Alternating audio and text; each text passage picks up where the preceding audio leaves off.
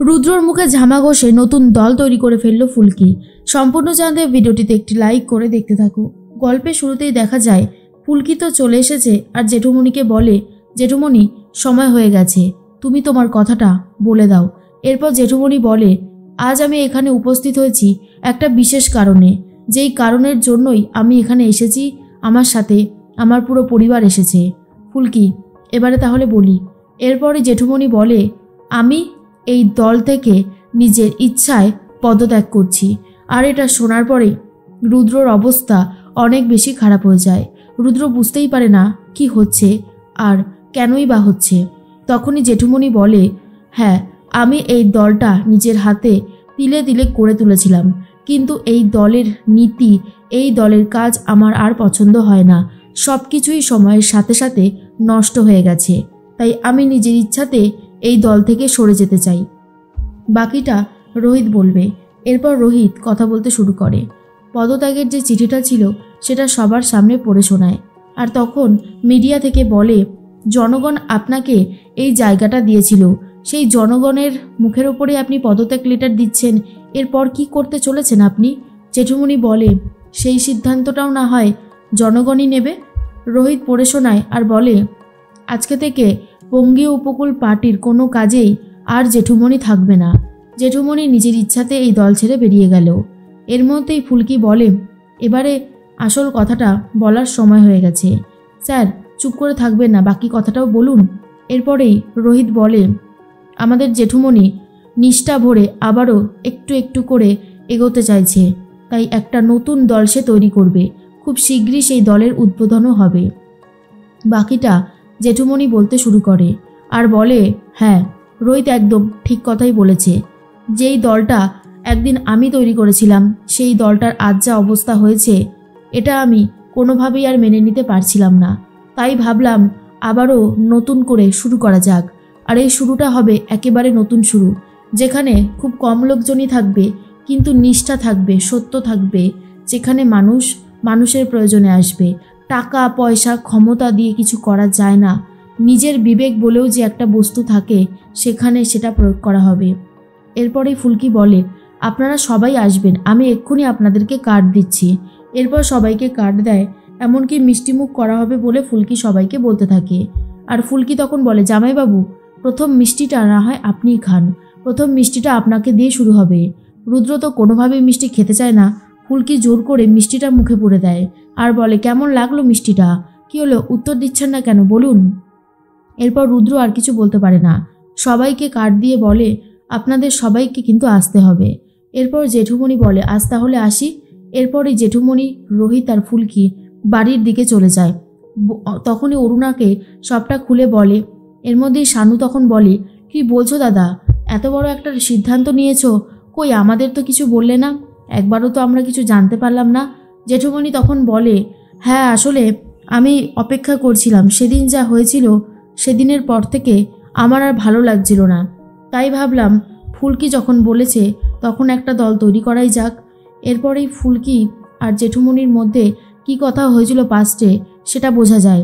জেঠুমণি যখন রুদ্রকে কিছুতেই আর তার গদিতে বসতে দিতে চাইছিল না, তখন সবাইকে বলেছিল, কিন্তু রুদ্রর বিরুদ্ধে কেউ কথা বলতে পারছিল না, আর এটার জন্য জেঠুমণি অনেক কষ্ট পাচ্ছিল। তখনই ফুলকি বলেছিল, যেই দলে এত পরিমাণে অন্যায় কাজ করা হয়, সেই দলে তুমি থেকো না জেঠুমণি। তোমার তো সেই ক্ষমতা আছে, লোকবল আছে, মনোবল আছে, তাহলে তুমি নতুন করে একটা দল শুরু করো, তোমাকে সাহায্য করার লোকের অভাব হবে না, আর তাছাড়া আমি তো থাকবই। এরপর জেঠিমণি সবটা শুনতে পায় আর বলে, যাও বা, এতদিনে একটা ক্ষমতা ছিল, এখন সব ক্ষমতা চলে গেল। মাস্টারমশাই, এটা কিন্তু তুমি ঠিক করলে না, বড় ভুল করেছো তুমি। ফুলকি আর রোহিতের কথায় যেভাবে নাচছো, এই বয়সে এসে নতুন করে দল গড়া কি আর সম্ভব? যেটা করছো সেটা অন্যায় করছো, তুমি এই রকম কাজ করতে পারো না। তখন জেঠুমণি বলে, হ্যাঁ, এটা ঠিকই, আমার একার পক্ষে কিছুই করা সম্ভব নয়, কিন্তু ফুলকি আছে, রোহিত আছে, ওরা আমাকে সাহায্য করবে। পারমিতা বলে, আমিও আছি, কালচারাল দিকটা আমি দেখে নেব। এরপরেই তখন পায়েল বলে, আমিও আছি। জেঠুমণি, তুমি ভেবো না আমার বাবা বিরোধী দল করে বলে আমি আমার বাবাকে সাপোর্ট করব, আমি তোমাকেই সাপোর্ট করব। এরপর পুরো পরিবার জেঠুমনির সাথে আছে এটাই বলতে থাকে। রোহিত তখন বলে, কিন্তু দলের মেন ফেস কে হবে জেঠুমনি?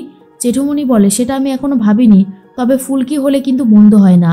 রোহিত, তুই তো নিজের বক্সিং একাডেমি নিয়ে ব্যস্ত থাকবি, ফুলকি হলে কিন্তু খুব ভালো হবে। রোহিত তখন বলে, ফুলকিকে এসব করানো যাবে না, ওরও তো বক্সিং চ্যাম্পিয়নশিপ আছে, তাই না? এর মধ্যেই জেঠিমণি রুদ্রর সাথে কথা বলে, রুদ্রকে খবরটা দেয়। আর রুদ্র তখন বলে, আচ্ছা মা, মেন ফোকাস কার দিকে রাখা হচ্ছে, মানে দলের মেন ফেস কে হচ্ছে? কিন্তু হৈমন্তী সেটা শুনতে পারিনি এখনও। আর রুদ্র তখন বলে, ঠিক আছে, তুমি এই খবরটা পেলে আমাকে জানিয়ে দিও। ঈশিতা তখন বলে, আমি ভাবতেই পারছি না জেঠুমণি ফুলকির কথা শুনে একটা দল খুলে ফেলছে রাতারাতি, জাস্ট ভাবা যাচ্ছে না। এর মধ্যেই রুদ্র তখন বলে, ঈশিতা, আমি আর রিস্ক নেব না, এবারে আমি গোড়া থেকে সমস্যার সমাধান করব। তার মধ্যেই তিওয়ারি চলে এসেছে। যেই জায়গায় সভাটা করা হবে সেই সভাটার একটা প্ল্যান নিয়ে এসেছে। আর সেইটা দেখার পরেই রুদ্র বলে, পাশের যে বিল্ডিংটা রয়েছে ওখানে একটা লোককে উঠিয়ে দেবে যে শ্যুট করতে জানে। তারপরেই মেন যে টার্গেট হবে, আমার মনে হয় ফুলকি দাসী মেন টার্গেট হবে, তো তাকে একেবারে ফিনিশড করে দেবে, লক্ষ্যভ্রষ্ট যেন না হয়। তিওয়ারি, বুঝতে পেরেছো তো আমি কি বলতে চাইছি? তিওয়ারি তখন বলে, হ্যাঁ দাদা, কি বলতে চাইছেন আমার কাছে পুরোটাই ক্লিয়ার, সব হয়ে যাবে, আপনি একদম চিন্তা করবেন না, আমি আপনার সাথেই আছি, আপনাকে হারানোর ক্ষমতা কারণ নেই। এর মধ্যে ঈশিতা বলে, জেঠুমনির একটা দল ছিল, আর জেঠুমনির কিন্তু ফেস ডিমান্ডও আছে, জেঠুমনিকে আন্ডার এস্টিমেট করাটা একদমই উচিত হবে না রুদ্রদা। রুদ্র তখন বলে, দেখাই যাক না শেষ পর্যন্ত কি হয়। এর মধ্যেই ফুলকিরা সবাই মিলে চলে এসেছে সভাতে, সেখানে সব কিছু সাজানো গোছানো চলছে। আর তার মধ্যেই তমজিৎ বলে, আমি অনেক দিন রুদ্রদার কাছে কাজ করেছি, কিন্তু সত্যি বঙ্গী উপকূল পার্টিতে অনেক নোংরা নোংরা ছেলে ভরে গিয়েছিল, যারা খুবই বাজে ব্যবহার করছিল। আমাদের মাস্টারমশাই আবার একটা নতুন করে দল শুরু করছে, আর আমি বঙ্গী উপকূল পার্টিতে পড়ে থাকবো, সেটা কি কখনো হয়? রোহিত বলে, তোমাদের মতন ভালো মানুষ এখনও পৃথিবীতে আছে বলেই হয়তো পৃথিবীটা এতটা সুন্দর। এর মধ্যেই তমাল এসে বলে, আরে এদিকে একটা কাণ্ড হয়ে গেছে, একজন গায়িকা আসবে না বলছে। তখনই মাধবীলতা এসেছে। এরপরেই মাধবীলতা ওরফে ঝিনুক বলে, ফুলকি দারুণ সাজানো হয়েছে। ফুলকি তখন বলে, তমাল দাদা, প্রবলেম সলভ, দিদিই তো ভালো গান করতে পারে, দিদিই গান করবে। তমাল বলে, বাহ, তাহলে তো খুব ভালো, আসুন আপনি, আমি আপনাকে দেখিয়ে দিচ্ছি। এর মধ্যে অংশুমান পুলিশ ফোর্স নিয়ে চলে এসেছে। রোহিত তখন বলে, কি ব্যাপার অংশুদা, এত পুলিশ? অংশু বলে, আমি রিস্ক নিতে চাইছি না, আমি চাইছি খুব ভালোভাবে সভাটা হোক। রুদ্ররূপ সান্যালকে এরকমভাবে ছেড়ে দেওয়াটা ঠিক না, উনি আজকের দিনে লোক লাগাবেই, তাই জন্যই আমি ফোর্স নিয়ে এসেছি। এদিকে যে শুটার, তাকে অন্য একটা বিল্ডিংয়ে ছাদে তুলে দেওয়া হয়েছে, আর সে ফুলকির দিকেই নজর রেখে চলেছে। বোঝাই যাচ্ছে বেশ বড়সড় একটা বিপদ ঘটতে চলেছে ফুলকির জীবনে।